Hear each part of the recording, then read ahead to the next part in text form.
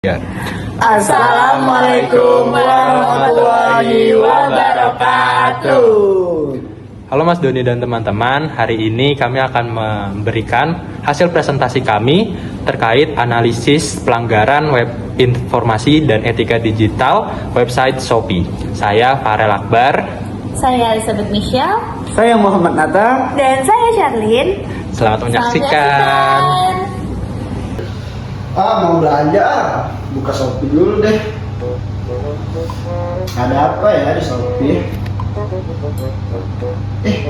Apaan nih? Menarik nih.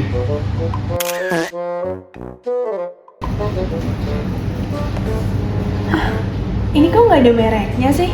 Jadi polosan, padahal gue kemarin pesennya earbud Samsung. Coba deh gue lihat. Tuh, padahal gue pesennya Samsung bener. Malah polosan gini kok yang datang. Aduh, kayaknya gue ketipu deh.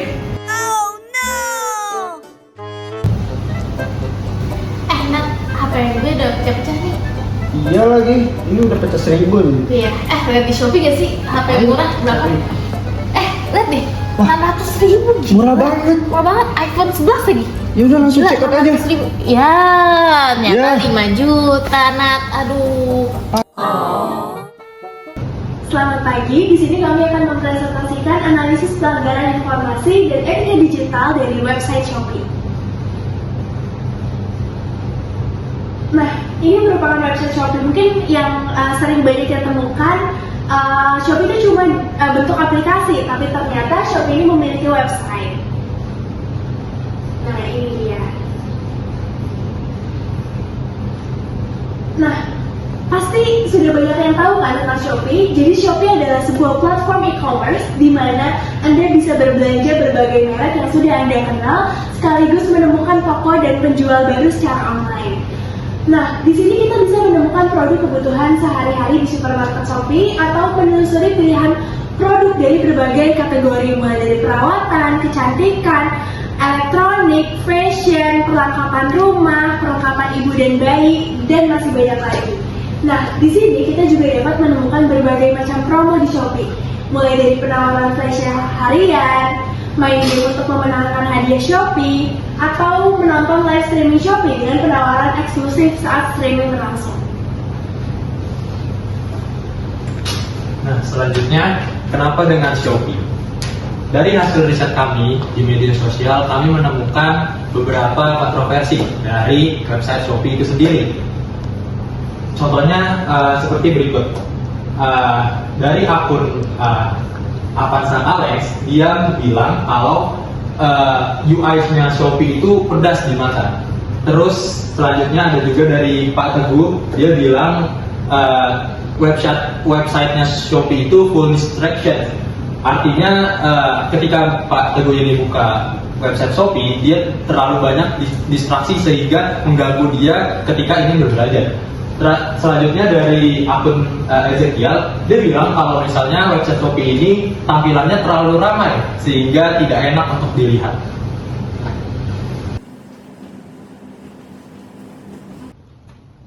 Oke, sekarang kita masuk ke pelanggaran etika digitalnya. Nah, jadi Shopee ini menjual produk ilegal. Jadi terkadang masih banyak ditemukan berbagai produk yang melanggar etika. Mulai dari barang ilegal itu kayak kosmetik ilegal, kemudian obat ilegal, terus produk palsu atau barang sensitif lainnya. Sementara dari Shopee-nya ini menggaungkan untuk support produk lokal dan UMKM Indonesia. Tapi nyatanya masih banyak ditemukan adanya produk palsu dan ilegal di Shopee. Yang mana artinya Shopee ini memfasilitasi penjual untuk menjual produk-produk palsu. Next. Nah, kemudian perlindungan terhadap produk juga di Shopee agaknya sangat mengecewakan karena banyak dari produk digital muncul, kemudian langsung muncul bajakannya di Shopee, sehingga hal ini juga melanggar hukum, tepatnya di Undang-undang tentang pelanggaran merek pasal 100 di sini bunyi undang-undangnya.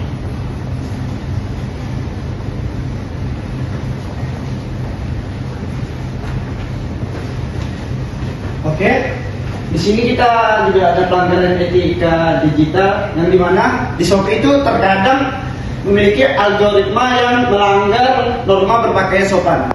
Padahal konsumen-konsumen di Shopee itu beragam. Ada yang masih di bawah umur, yang dimana itu harusnya kurang pantas untuk melihat hal-hal yang seperti ini, yang melanggar norma berpakaian sopan. Oke, next.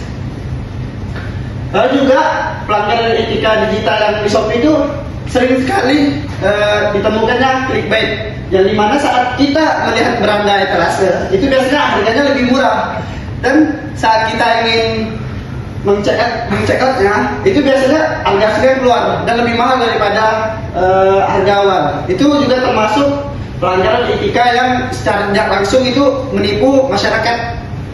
Oke, next ada pelanggaran etika digital di Shopee yang dimana review itu tidak dibatasi oleh Shopee, sehingga beberapa konsumen biasanya melakukan review dengan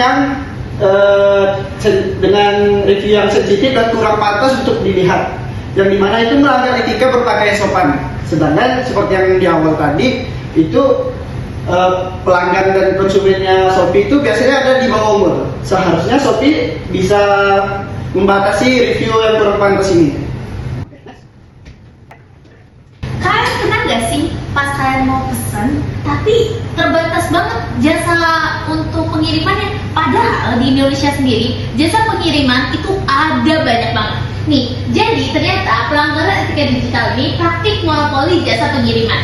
Jadi kalau kita lihat, misalnya kita mau pilih yang murah, nah yang murah itu cuma ada Shopee Express, misalnya JNE atau JNT, mereka sendiri tuh harganya lebih mahal, bisa lebih mahal 3.000 atau 4.000 sendiri. Nah, itu kan memaksa konsumen untuk mau nggak mau pilih Shopee Express kan.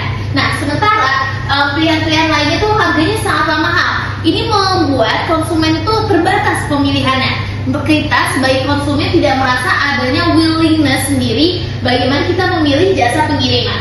Nah, nih ubah jasa pengiriman sendiri aja itu tuh kadang suka susah gitu.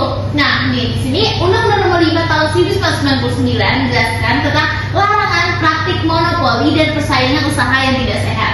Nah, jadi di pasal 19 huruf D, pelaku usaha dilarang melakukan kegiatan distribusi barang atau jasa dengan cara yang mengakibatkan terjadinya praktik monopoli atau persaingan usaha yang tidak sehat. Nah, inilah mengapa disarankan oleh Shopee sendiri supaya mereka dapat mengubah sistematis website mereka sendiri supaya boleh bekerja sama dengan lebih baik dengan jasa pengiriman lainnya.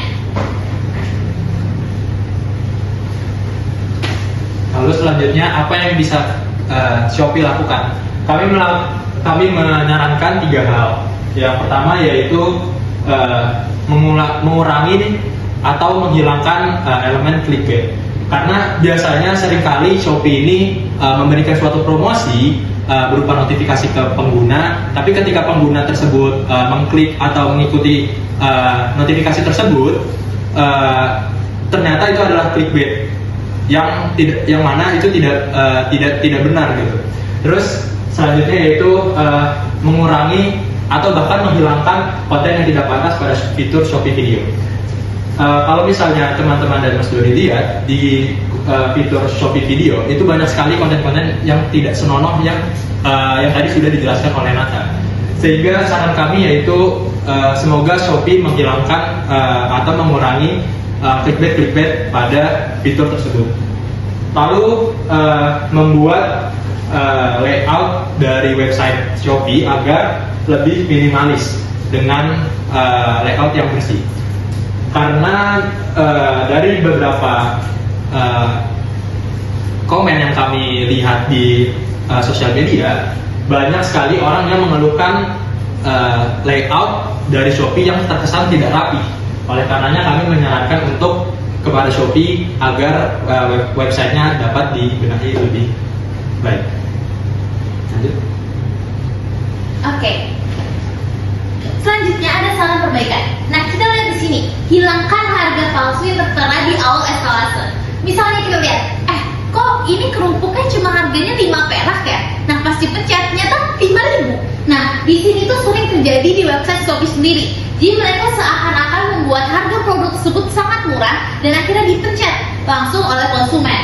Nah selanjutnya adalah kami menyarankan juga adanya sistem kurasi berbasis usia dan preferensi. Kenapa? Karena ternyata banyak anak-anak kecil tuh yang udah tertarik nih untuk membeli menggunakan Shopee sendiri. Sementara kita lihat tadi masih banyak konten review yang masih tidak senonoh dan tidak sesuai dengan usia sendiri. Dan kami juga menyarankan supaya website Shopee sendiri bisa disesuaikan dengan preferensi yang diinginkan oleh si konsumen. Nah, lalu hilangkan link yang mengarah ke pembelian produk lainnya. Jadi pernah saat itu saya lagi mau pesen beli beras, tapi tiba-tiba malah beli aksesoris.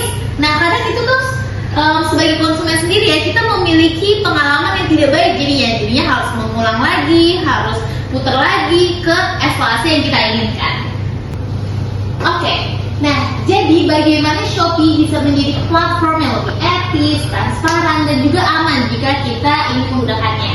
Nah, yang pertama tentunya pasti reformasi kebijakan komunikasi dan penanganan sengketa. Karena terkadang banyak konsumen yang merasa gimana ya data-data aku, padahal ada alamat, ada nomor telepon, dan lain-lain.